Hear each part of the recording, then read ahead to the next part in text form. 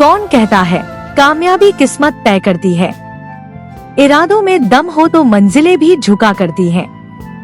जोश हो सीने में, हौसला बुलंद हो, राह की हर मुश्किल धूल में मिला करती है। सोने को कुंदन बनने में वक्त लगता है, धूप में जलना पड़ता है तभी सोना चमकता है। दुनिया कहेगी कि तेरा नसीब नहीं चमकता, पर तू हौसले की चिंगारी को हवा देता जा।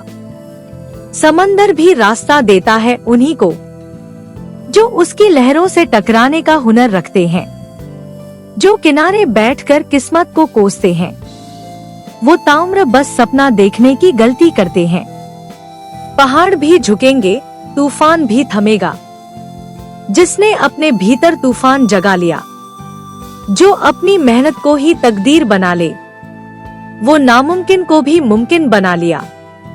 कामयाबी उन्हीं को मिलती है जो गिरकर संभलते हैं, जो रातों की नींद छोड़कर सपने बुनते हैं, जो हर ठोकर को सीख समझकर आगे बढ़ते हैं, जो कांटों को चीरकर गुलशन तक पहुंचते हैं। हार मान लेना आसान होता है, मगर जीतने का जुनून पैदा करना बड़ा मुश्किल। जो जिद को बना ले अपनी आदत, वही रचता है सफलता की असली तकदीर। मेहनत के दरिया में गोता लगाना होगा, कश्ती खुद ही किनारे लगाएगी तुझे। बस अपने हौसले को मत डगमगाने देना, तेरी मेहनत ही तुझे तेरी मंजिल तक ले जाएगी। किस्मत को दोष मत दे, अपनी मेहनत को आजमा। राहों में अंधेरा ही सही, एक दीप जला। हिम्मत रख, आगे बढ़, खुद को साबित कर। जो सोया है अपने भाग्य पर, वो कुछ नहीं कर सकता। अगर तूने खुद को बना लिया चट्टान, तो हवाएं भी रुख मोड़ देंगी। मंजिलें तुझे पाने को बेताब होंगी, क्योंकि इरादों की लौ कभी बुझती नहीं। तू बस एक कदम बढ़ा कर तो देख, कायनात भी तेरा साथ देगी। जो तेरा आज है वो तेरी मेहनत का फल है, जो तेरा कल होगा वो तेरे जुनून की उड़ान होगी। कौन कहता है कामयाबी किस्मत तय करती है। इरादों में दम हो तो मंजिलें भी झुका करती हैं। कौन कहता है तकदीर रास्ता तय करती है। जो मेहनत करे वो किस्मत भी बदल सकता है। हवा के रुख पर जो नाव बहा करते हैं, वो कभी अपनी मंजिल तक नहीं पहुंचते हैं। राह में कांटे हो या उठे आंधियां, जो बढ़ते हैं वो रुकते नहीं। जो गिरकर फिर संभलते हैं, वो हार को भी जीत बना देते हैं। बादल गरजे, बिजली भी चमके, मगर सूरज हर दिन निकलता ही है। जो अंधेरों से डरकर घर बैठ जाए, वो उजालों का स्वागत नहीं कर सकता। एक बीज जब धरती के गर्भ में जाता है, तब उसे मिट्टी की कोख में सड़ना पड़ता है। अंधेरे में सहनी पड़ती है तकलीफें, तब जाकर एक दिन वो वटवृक्ष बनता है। तू भी बीज बन, धरती में अपनी जगह बना। संघर्ष की बारिश से मत डर, क्योंकि जो धूप सह लेता है, वही घना छायादार वृक्ष बनता है। कदमकदम पर आएंगी मुश्किलें, कभी दोस्त कभी दुश्मन परखेंगे तुझे, मगर तू रुकेगा नहीं, झुकेगा नहीं, क्योंकि तेरा इरादा तुझसे बड़ा है। हवा चाहे जितनी तेज चले, जो पर्वत बनकर अड़ा रहता है, वही इतिहास रचता है, वही दुनिया की सोच बदलता है। तकदीर भी उन्हीं की गुलाम बनती है, जो अपनी तकदीर खुद लिखते हैं, जो अपने खून पसीने से इबारत लिखें। वो किस्मत पर भरोसा नहीं करते। कौन कहता है मंजिलें खुद तय होती हैं। जो चलना जानते हैं, वो अपनी राहें खुद बनाते हैं। इरादों में दम हो तो मंजिलें भी झुकती हैं। अर्जुन रणभूमि में खड़ा था, गांडीव धनुष हाथ में था, लेकिन मन दुविधा में था। सामने अपने ही बंधु बांधव खड़े थे, भीष्म पितामह, गुरु द्रोण, कौरवों की विशाल सेना। युद्ध से पहले ही अर्जुन का हृदय कांप उठा। उसने धनुष नीचे रखा और श्री कृष्ण से कहा, हे माधव, मैं यह युद्ध नहीं लड़ सकता। मेरा मन दुर्बल हो गया है, मेरे इरादे डगमगा रहे हैं। श्री कृष्ण मुस्कुराए। उनकी दृष्टि करुणा से भरी थी, लेकिन शब्दों में अपार शक्ति थी। हे पार्थ, यह तेरी मोह की दुर्बलता है। जो कर्मयोगी होते हैं वे परिस्थितियों से घबराते नहीं, वे अपने कर्म में लगे रहते हैं। संकल्प अटल हो तो संसार की कोई शक्ति तुझे रोक नहीं सकती। यदि तेरे इरादे में दम है तो मंजिलें खुद झुक जाएंगी। यह सुनते ही अर्जुन की आत्मा जागी। वह जिसने हार मान ली थी, अब पुनः अपने अस्त्र उठाने को तैयार था। यही गीता का सार है, यही जीवन का सबसे बड़ा सत्य है। जो अपने संकल्प को मजबूत रखता है, उसके लिए कोई भी लक्ष्य असंभव नहीं। पहला अध्याय, तकदीर से बड़ा इरादा। कई लोग कहते हैं कि सफलता किस्मत से तय होती है। वे अपनी असफलताओं का दोष भाग्य पर मढ़ देते हैं, लेकिन श्री कृष्ण कहते हैं, उठो अर्जुन, कर्म करो। भाग्य उन पर हंसता है जो स्वयं को दुर्बल मानकर प्रयास ही नहीं करते। एक समय की बात है, एक निर्धन बालक गांव में रहता था। उसके पिता एक साधारण किसान थे जिनकी छोटी सी जमीन थी। बालक अक्सर सोचता था, क्या मेरी भी तकदीर वैसी ही होगी जैसी मेरे पिता की है? क्या मैं कभी इस गरीबी से बाहर निकल पाऊंगा? गांव के लोग कहते थे, बेटा, भाग्य में जो लिखा है वही मिलेगा। मेहनत करने से भी कुछ बदलता नहीं है। लेकिन उस बालक ने यह मानने से इनकार कर दिया। उसने ठान लिया कि वह मेहनत से अपनी किस्मत खुद लिखेगा। वह दिन रात पढ़ाई में लगा रहा, खेतों में काम किया, लेकिन अपनी किताबें कभी नहीं छोड़ी। कई रातें ऐसी थी जब उसने भूखे पेट पढ़ाई की, लेकिन वह रुका नहीं। सालों की मेहनत के बाद वही निर्धन बालक एक बड़ा विद्वान और राजा का मंत्री बना। लोग कहते थे, यह उसकी किस्मत थी, लेकिन वह मुस्कुराकर कहता, नहीं, यह मेरी मेहनत थी। तकदीर नहीं, इरादा सबसे बड़ा होता है। श्री कृष्ण भी यही कहते हैं, जो अपने कर्म पर विश्वास करता है वह कभी भाग्य के भरोसे नहीं बैठता। श्री कृष्ण कुरुक्षेत्र के मैदान में अर्जुन से कहते हैं, हे पार्थ, यह संसार एक रणभूमि है। यहाँ कोई भी बिना संघर्ष के विजयी नहीं होता।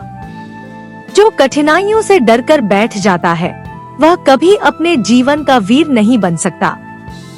हर महान व्यक्ति की कहानी संघर्ष से भरी होती है।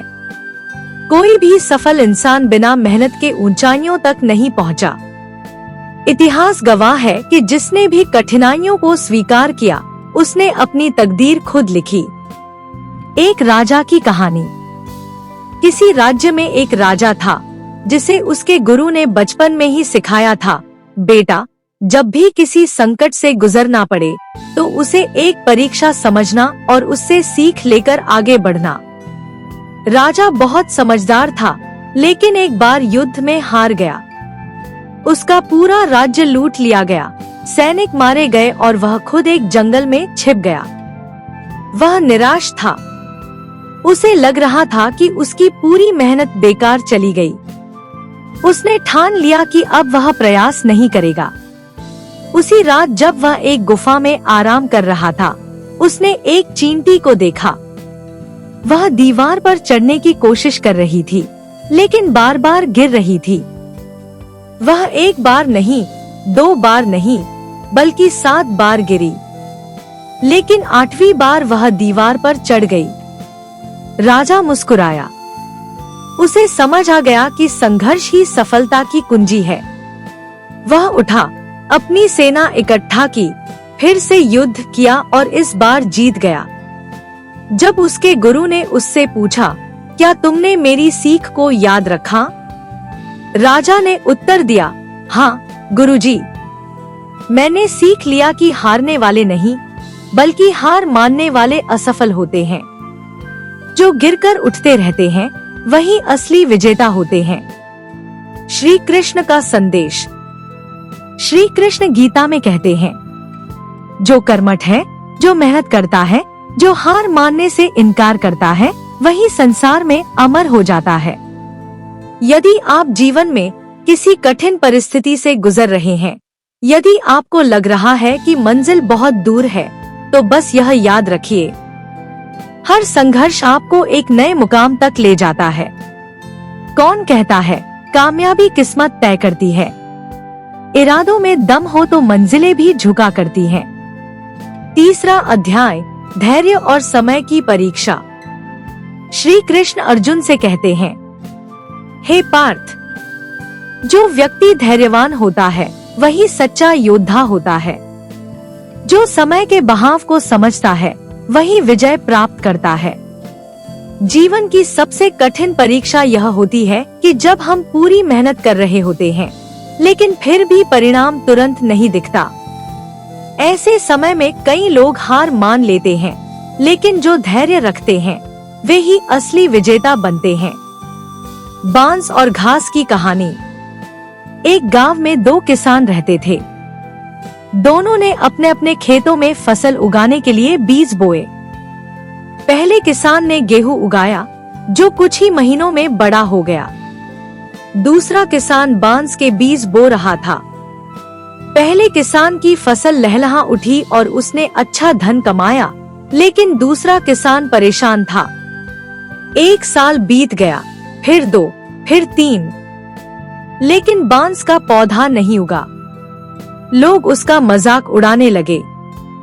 अरे भाई, तुमने 3 साल मेहनत की लेकिन कुछ भी नहीं उगा। लेकिन वह किसान धैर्यवान था। उसने बांस की देखभाल करना जारी रखा।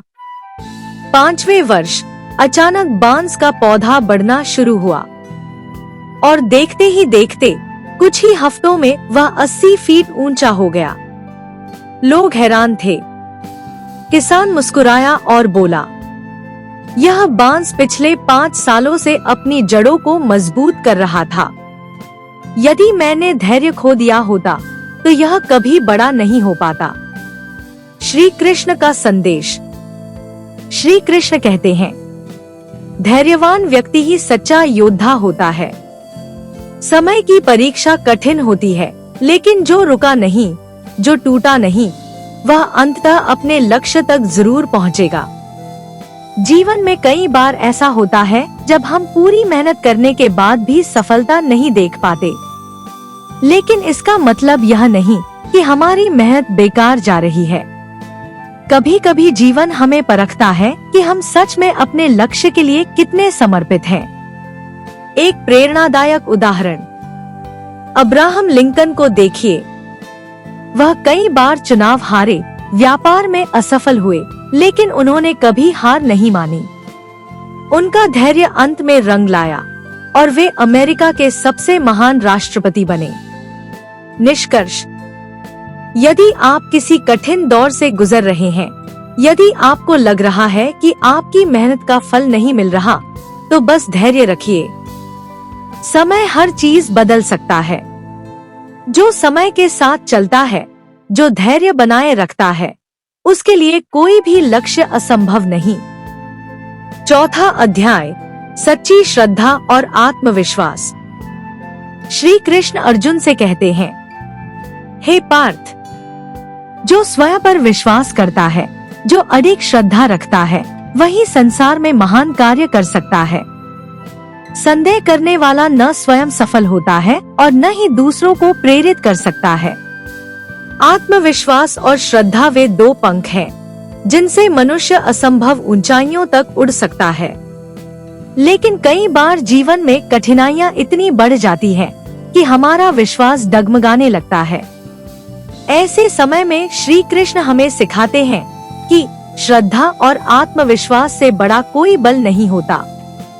हनुमान जी का आत्मविश्वास। जब राम रावण युद्ध चल रहा था, तब लक्ष्मण मूर्छित हो गए।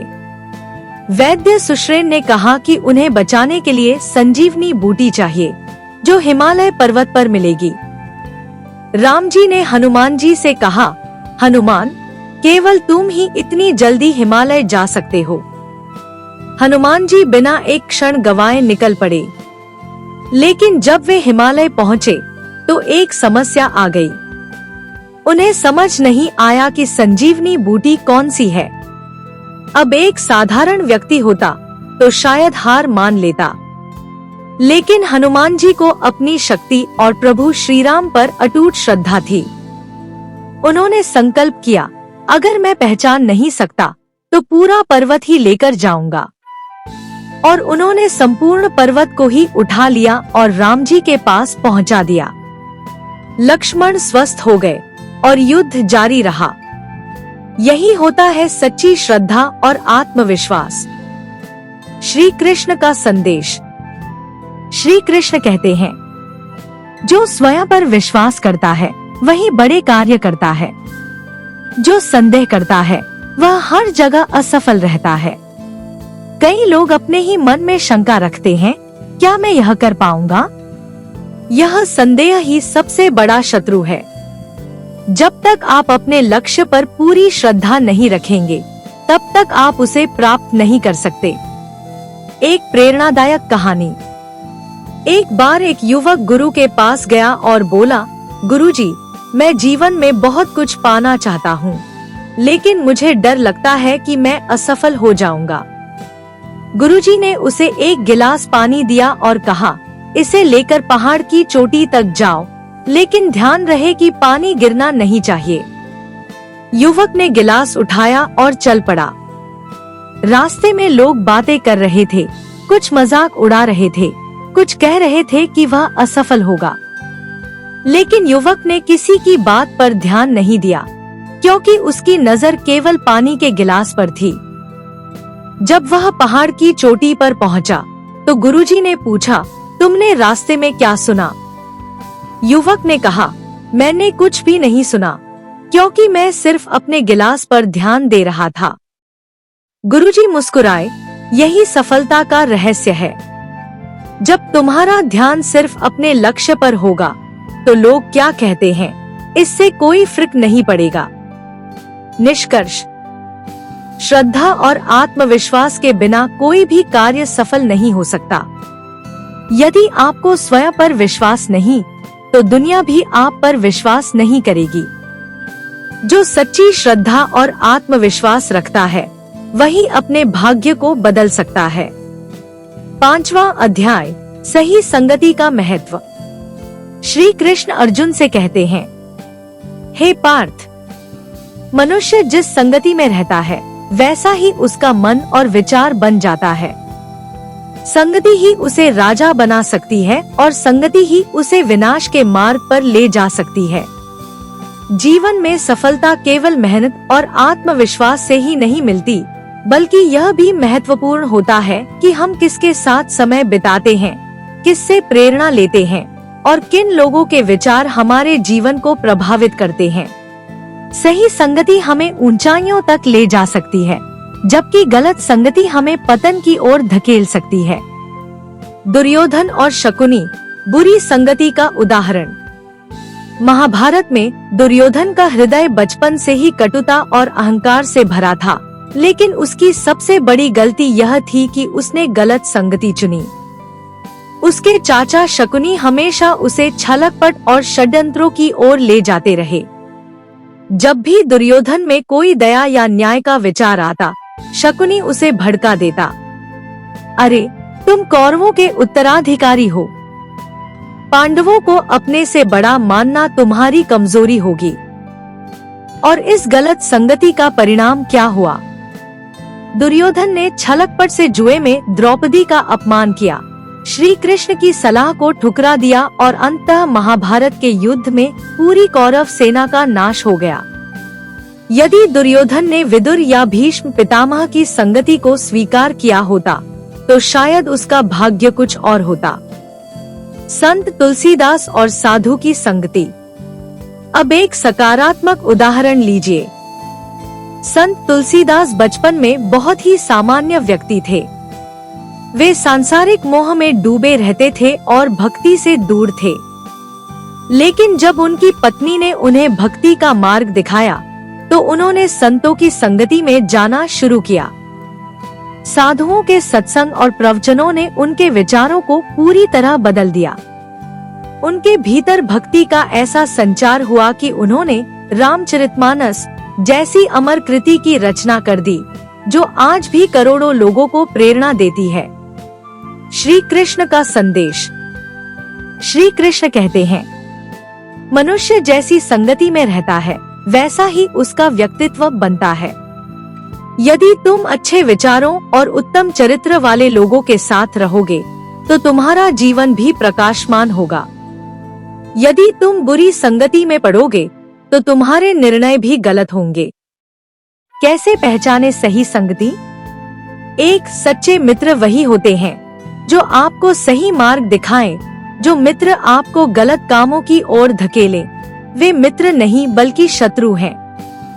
2. सकारात्मक और प्रेरणादायक लोगों के साथ रहो। जो लोग आपको प्रोत्साहित करते हैं, जिनकी बातें सुनकर आत्मविश्वास बढ़ता है, वही आपकी सच्ची संगति है। 3. विद्वानों और सत्संग का लाभ उठाओ। अच्छी पुस्तकों को पढ़ना, विद्वानों की बातें सुनना भी एक तरह की उत्तम संगति होती है। निष्कर्ष: अगर आप जीवन में ऊंचाइयों तक पहुंचना चाहते हैं, तो सही संगति को चुनना बहुत जरूरी है। बुरी संगति धीरे धीरे हमारे विचारों को नष्ट कर देती है, जबकि अच्छी संगति हमें महान बना सकती है। जो सही संगति में रहता है, वही सफलता और शांति दोनों प्राप्त करता है। 6वां अध्याय, अहंकार का त्याग ही सच्ची सफलता है। श्री कृष्ण अर्जुन से कहते हैं, हे पार्थ, अहंकार वह अंधकार है जो ज्ञान को ढक लेता है। जब मनुष्य अपने अहंकार में डूब जाता है, तो उसे सत्य का मार्ग दिखाई नहीं देता। विनम्रता ही वह दीपक है जो जीवन को प्रकाशमय बनाता है। अक्सर लोग जब सफलता प्राप्त कर लेते हैं, तो उनके भीतर अहंकार जन्म ले लेता है। उन्हें लगता है कि वे दूसरों से श्रेष्ठ हैं, और यही सोच उन्हें विनाश की ओर ले जाती है। रावण का अहंकार और उसका पतन। रावण एक महान विद्वान, बलशाली योद्धा और अद्भुत रणनीतिकार था। उसके पास अपार संपत्ति, शक्तिशाली सेना और परम ज्ञान था। लेकिन उसकी सबसे बड़ी कमजोरी क्या थी? अहंकार। उसने सोचा कि वह सर्वशक्तिमान है, कि उसके निर्णय कभी गलत नहीं हो सकते। जब विभीषण ने उसे श्रीराम से युद्ध न करने की सलाह दी, तो उसने उसे लंका से निकाल दिया। जब मंदोदरी ने समझाया कि सीता का अपहरण करके उसने गलत किया है, तो उसने उसकी बात को भी अनसुना कर दिया। और अंततः उसका अहंकार ही उसकी मृत्यु का कारण बना। हनुमान जी की विनम्रता और उनकी महानता। हनुमान जी में अपार शक्ति थी। वे चाहे तो अपने बल से पूरी लंका को उखाड़ सकते थे, लेकिन उन्होंने कभी अहंकार नहीं किया। जब श्रीराम ने उनकी प्रशंसा की, तो वे बोले, प्रभु, मैं कुछ भी नहीं हूँ। जो कुछ भी करता हूँ, वह आपकी कृपा से होता है। यही विनम्रता उन्हें महान बनाती है। वे शक्तिशाली होने के बावजूद कभी अहंकारी नहीं बने, और इसीलिए वे आज भी पूजनीय हैं। श्री कृष्ण का संदेश। श्री कृष्ण कहते हैं, जो व्यक्ति विनम्र होता है, वही सच्चा ज्ञानी होता है। अहंकार नष्ट होने की निशानी है, और विनम्रता उन्नति की सीढ़ी। अगर आप जीवन में सफल होना चाहते हैं, तो अहंकार को त्यागना होगा। जो व्यक्ति अपने ज्ञान, धन या शक्ति पर घमंड करता है, वह धीरे धीरे विनाश की ओर बढ़ता है। कैसे अहंकार से बचें? 1. हर सफलता के बाद स्वयं को याद दिलाएं कि सब कुछ ईश्वर की कृपा से संभव हुआ है। 2. महान लोगों की कहानियां पढ़ें और समझें कि उनकी विनम्रता ही उनकी पहचान बनी। 3. सफलता को सेवा का माध्यम बनाएं, न कि घमंड का कारण। निष्कर्ष: जो व्यक्ति जितना अधिक विनम्र होता है, वह उतना ही ऊंचा उठता है। अहंकार की राह विनाश की ओर जाती है, जबकि विनम्रता सफलता और सम्मान दोनों दिलाती है। जो विनम्र होता है, वही सच्ची सफलता का हकदार होता है। 7वां अध्याय, सच्ची सफलता वही जो दूसरों के लिए हो। श्री कृष्ण अर्जुन से कहते हैं, हे पार्थ, यदि तुम्हारी सफलता केवल तुम्हारे लाभ के लिए है तो वह केवल एक मृग तृष्णा है। सच्ची सफलता वह है जो दूसरों के जीवन को भी संवार दे, जो समाज के लिए उपयोगी हो। आज हम सफलता को केवल व्यक्तिगत उपलब्धियों से मापते हैं, अच्छी नौकरी, बड़ा घर, धन संपत्ति। लेकिन श्री कृष्ण हमें यह सिखाते हैं कि सच्ची सफलता वह होती है जो हमारे साथ साथ औरों को भी लाभ पहुंचाए। कर्ण, दान और परोपकार की मिसाल। महाभारत में कर्ण को दानवीर कहा जाता था। उसके पास अपार शक्ति थी, लेकिन उसकी सबसे बड़ी विशेषता थी उसका परोपकार भाव। जब भी कोई उससे कुछ मांगता, वह कभी इनकार नहीं करता था। यहाँ तक कि जब इंद्रदेव ब्राह्मण के वेश में आकर उससे उसका दिव्य कवच और कुंडल मांगते हैं, तो वह बिना किसी झिझक के उन्हें दान कर देता है, यह जानते हुए भी कि इससे उसकी रक्षा शक्ति कम हो जाएगी। यही निस्वार्थता और परोपकार ही उसे अमर बना देती है। सफलता का सही अर्थ। हम अक्सर सोचते हैं कि सफलता केवल हमारे लिए होती है, लेकिन अगर हमारी उपलब्धियां दूसरों के जीवन को नहीं संवारती, तो वह सफलता अधूरी है। टाटा, बिरला, बिल गेट्स जैसे महान लोग केवल इसीलिए सफल नहीं हुए कि वे धनवान थे, बल्कि इसलिए क्योंकि उन्होंने अपनी सफलता को समाज की भलाई के लिए उपयोग किया। श्री कृष्ण का संदेश। हे अर्जुन, सच्चा योद्धा वही है जो केवल अपने लिए नहीं बल्कि पूरे समाज के लिए युद्ध करता है। जो केवल स्वयं की चिंता करे वह संकीर्ण हृदय है, लेकिन जो समस्त प्राणियों के कल्याण की सोच रखे वही सच्चा विजेता है। कैसे बनाए सफलता को सार्थक? 1. जो भी प्राप्त करें उसे समाज की भलाई में भी लगाए। 2. अपनी उपलब्धियों को केवल अपने अहंकार के लिए नहीं बल्कि दूसरों की सेवा के लिए उपयोग करें। 3. सफलता का उद्देश्य केवल धन अर्जन नहीं बल्कि लोगों की भलाई भी होनी चाहिए। सच्ची सफलता वही होती है जो केवल हमारा जीवन नहीं बदलती बल्कि कई और लोगों का भी मार्ग प्रशस्त करती है। 8वां अध्याय, धन का सही उपयोग ही सच्ची समृद्धि है। श्री कृष्ण अर्जुन से कहते हैं, हे पार्थ, धन स्वयं में न अच्छा है न बुरा, यह केवल एक साधन है। यदि इसका उपयोग सही मार्ग पर किया जाए तो यह जीवन को धन्य कर देता है, लेकिन यदि यह मोह, अहंकार और स्वार्थ में उलझ जाए तो यह विनाश का कारण बन जाता है। आज की दुनिया में लोग धन को सफलता का अंतिम पैमाना मानते हैं, लेकिन क्या केवल धनवान होना ही सच्ची समृद्धि है? यदि धन का उपयोग सही उद्देश्य के लिए न किया जाए तो वह केवल भ्रम बनकर रह जाता है। कुबेर और रावण धन के 2 रूप। कुबेर धन के देवता हैं, लेकिन वे इसे केवल संग्रह करने के लिए नहीं बल्कि पूरे ब्रह्मांड में संतुलन बनाए रखने के लिए उपयोग करते हैं। उनका धन केवल उनके लिए नहीं बल्कि समाज के लिए भी है, इसलिए वे समृद्धि के प्रतीक माने जाते हैं। रावण, उसके पास असीमित धन संपत्ति थी, लेकिन वह अपने अहंकार और भोगविलास में डूबा रहा। उसने अपने धन का उपयोग अधर्म और अत्याचार के लिए किया और अंततः उसका पूरा साम्राज्य नष्ट हो गया। यही अंतर हमें समझना चाहिए। धन साधन है, साध्य नहीं। इसका सही उपयोग ही इसे सार्थक बनाता है। धन का सही उपयोग क्या है? 1. धन केवल संग्रह करने के लिए नहीं बल्कि सही कार्यों में लगाने के लिए होता है।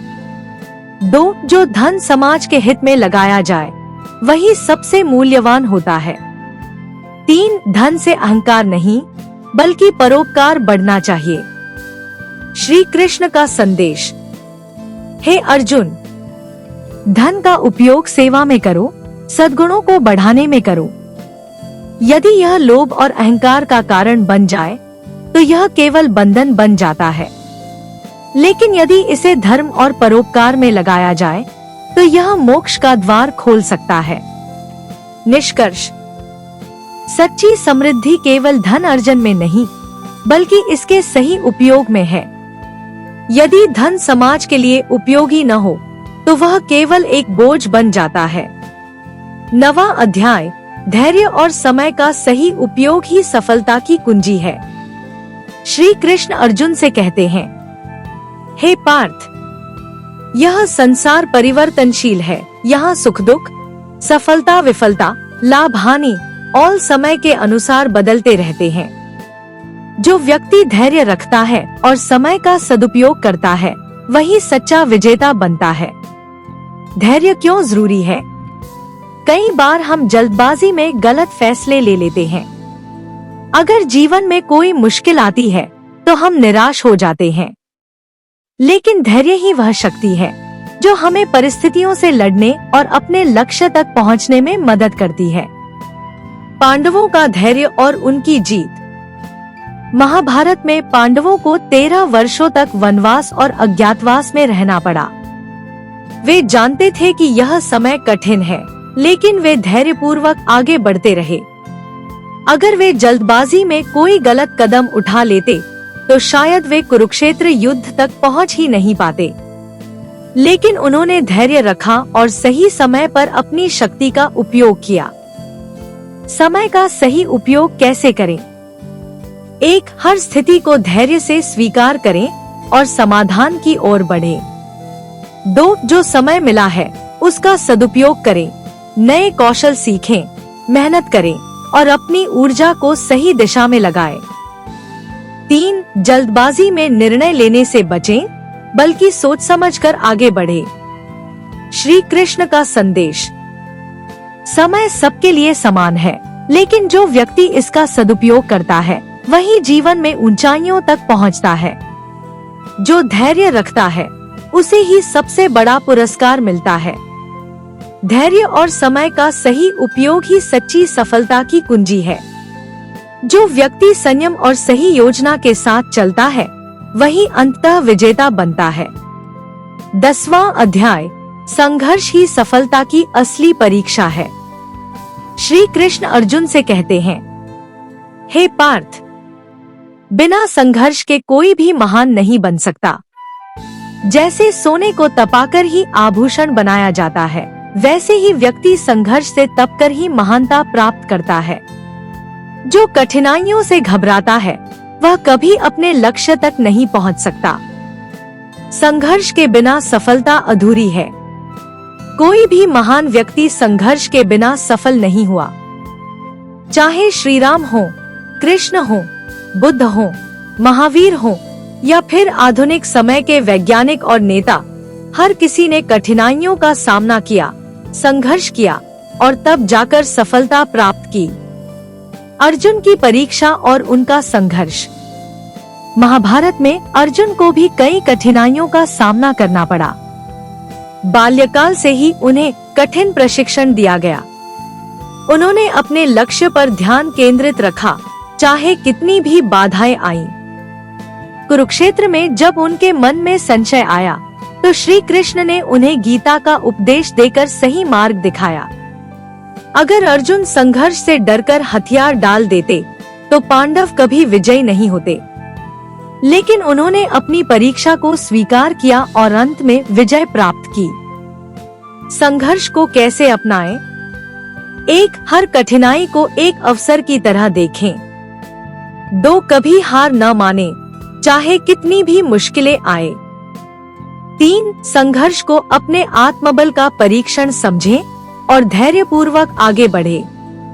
श्री कृष्ण का संदेश। संघर्ष से मत भागो, क्योंकि वही तुम्हें महान बनाएगा। कठिनाइयां केवल तुम्हारी शक्ति को परखने के लिए आती हैं। जो इनसे घबराता नहीं वही सच्चा विजेता बनता है। निष्कर्ष, सफलता उन्हीं को मिलती है जो संघर्ष की आग में तपकर निखरते हैं। जो कठिनाइयों से डरकर पीछे हट जाता है वह जीवन में कभी आगे नहीं बढ़ सकता। 11वां अध्याय सच्ची शक्ति आत्मसंयम में है। श्री कृष्ण अर्जुन से कहते हैं, हे पार्थ, जिस व्यक्ति ने अपने मन को जीत लिया वही सच्चा विजेता है। बाहरी युद्ध जीतना आसान है, परंतु जो अपने अंदर के विकारों, क्रोध, लोभ, अहंकार और वासनाओं को जीत ले वही वास्तविक रूप से शक्तिशाली है। क्या वास्तविक शक्ति केवल शारीरिक बल है? आज के समय में लोग शक्ति को केवल बाहरी बल, पद, धन या प्रभाव के रूप में देखते हैं, लेकिन श्री कृष्ण सिखाते हैं कि सच्ची शक्ति आत्मसंयम में होती है। भीष्म पितामह आत्मसंयम की पराकाष्ठा। भीष्म पितामह महाभारत के सबसे बलशाली योद्धाओं में से एक थे, लेकिन उनकी सबसे बड़ी ताकत उनका आत्मसंयम और प्रतिज्ञा पालन था। उन्होंने आजीवन ब्रह्मचर्य का पालन किया। उन्होंने हस्तिनापुर की सेवा करने की प्रतिज्ञा ली और अंत तक उसका पालन किया। जब युद्ध में वे मृत्यु शैया पर पड़े थे, तब भी उन्होंने अपनी इच्छा से प्राण त्यागने का निर्णय किया। उनकी सच्ची शक्ति केवल उनके शस्त्रों में नहीं थी, बल्कि उनके संयम, धैर्य और कर्तव्य निष्ठा में थी। आत्मसंयम क्यों जरूरी है? एक जो अपने मन और इच्छाओं पर नियंत्रण रख सकता है वही जीवन में सही निर्णय ले सकता है। 2 क्रोध, लोभ और अहंकार हमें कमजोर बनाते हैं, लेकिन संयम हमें मजबूत करता है। 3 जो व्यक्ति संयम से चलता है वही सच्ची सफलता प्राप्त करता है। श्री कृष्ण का संदेश। हे अर्जुन, जो स्वयं को वश में नहीं कर सकता वह किसी भी युद्ध में विजयी नहीं हो सकता। जो आत्मसंयम को अपना लेता है वह हर परिस्थिति में अडिग रहता है। निष्कर्ष, सच्ची शक्ति बाहरी बल में नहीं, बल्कि आत्मसंयम और धैर्य में होती है। जो अपने मन को नियंत्रित कर लेता है वही सच्चा विजेता होता है। 12वां अध्याय सच्चा ज्ञान वही जो अहंकार को मिटा दे। श्री कृष्ण अर्जुन से कहते हैं, हे पार्थ, जिस ज्ञान से अहंकार बढ़े वह ज्ञान नहीं, अज्ञान है। सच्चा ज्ञान वही है जो अहंकार को मिटा दे और विनम्रता सिखाए। ज्ञान और अहंकार का अंतर। आज के समय में लोग शिक्षा और बुद्धिमत्ता को ही ज्ञान मानते हैं, लेकिन यदि यह ज्ञान अहंकार को जन्म देता है तो यह विनाशकारी हो जाता है। सच्चा ज्ञान हमें और अधिक विनम्र बनाता है, न कि अभिमानी। रावण अहंकार से अंधा हुआ ज्ञानी। रावण जितना विद्वान था उतना ही अहंकारी भी था। उसने चारों वेदों और शास्त्रों का अध्ययन किया था। वह महान शिव भक्त था और शक्तिशाली योद्धा भी था, लेकिन उसका ज्ञान उसे विनम्र बनाने के बजाय अहंकारी बना रहा था। उसी अहंकार ने उसे श्री राम से युद्ध में पराजित कर दिया और अंततः उसका समूचा वंश नष्ट हो गया। विदुर सच्चे ज्ञान की मिसाल। विदुर महाभारत के महान नीतिज्ञ थे। उनका ज्ञान गहरे अनुभव और निस्वार्थ बुद्धिमत्ता पर आधारित था। वे हमेशा धर्म के मार्ग पर चले, कभी भी अहंकार नहीं किया, भले ही वे कुरु वंश के महामंत्री थे। वे सच्चे अर्थों में ज्ञानी थे, क्योंकि उनका ज्ञान अहंकार मुक्त था। सच्चे ज्ञान की पहचान क्या है? 1 जो ज्ञान हमें अहंकार से दूर करे वही सच्चा ज्ञान है। 2 जो व्यक्ति ज्ञान को हथियार की तरह उपयोग करता है वह केवल अज्ञान में जी रहा है। 3 विनम्रता और दया ही सच्चे ज्ञानी की पहचान होती है। श्री कृष्ण का संदेश। हे अर्जुन, जिसे अपने ज्ञान का अहंकार हो वह सच्चा ज्ञानी नहीं हो सकता।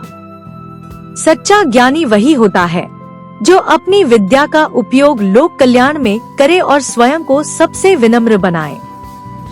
निष्कर्ष, ज्ञान का उद्देश्य अहंकार को बढ़ाना नहीं, बल्कि उसे समाप्त करना है।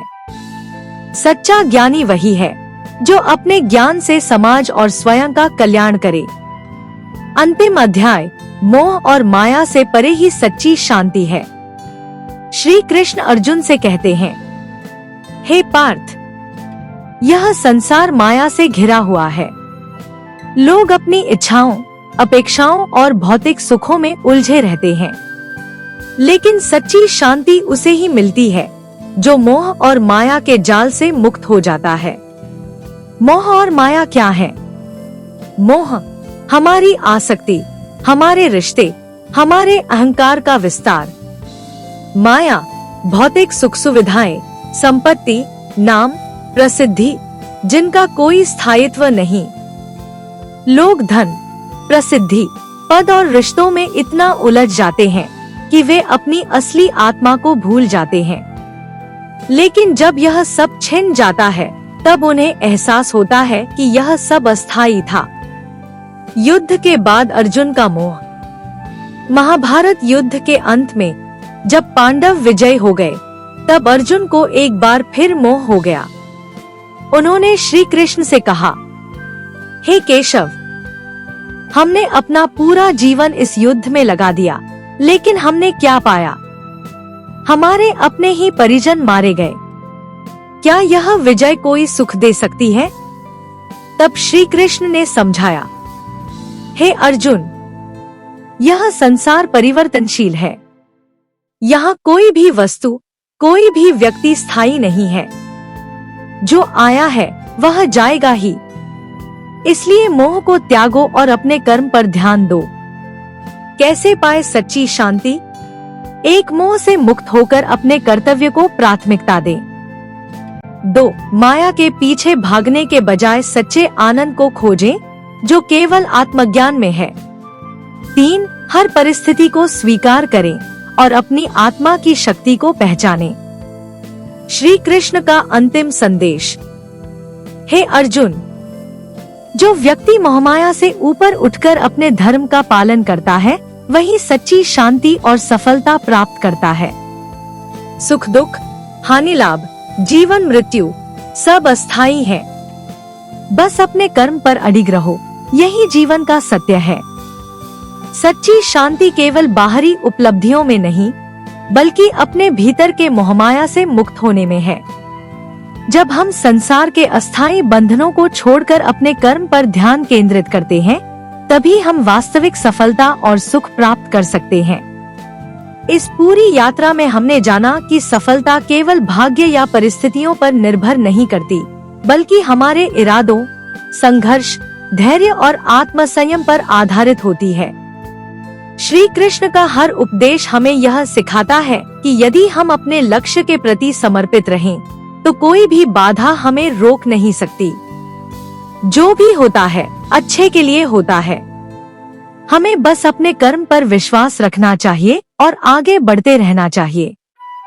श्री कृष्ण कहते हैं, संसार के मोह को छोड़कर अपने कर्म पर ध्यान दो और देखो, सफलता स्वयं तुम्हारे चरण चूमेगी। संघर्ष से मत घबराओ, आत्मसंयम रखो, सच्चे ज्ञान को अपनाओ और मोहमाया से ऊपर उठकर अपने लक्ष्य को प्राप्त करो। तुम्हारी सफलता निश्चित है। यदि आपको यह श्री कृष्ण प्रेरणादायक कथा और जीवन के महत्वपूर्ण सबक पसंद आए हों, तो वीडियो को लाइक करें, शेयर करें और हमारे चैनल आशीष इंस्पायर्ड को सब्सक्राइब करें। आपके एक लाइक और सब्सक्राइब से हमें और भी बेहतरीन वीडियो बनाने की प्रेरणा मिलती है। बेल आइकन दबाएं ताकि आपको हमारी नई वीडियो की नोटिफिकेशन सबसे पहले मिले। धन्यवाद। जय श्री कृष्ण।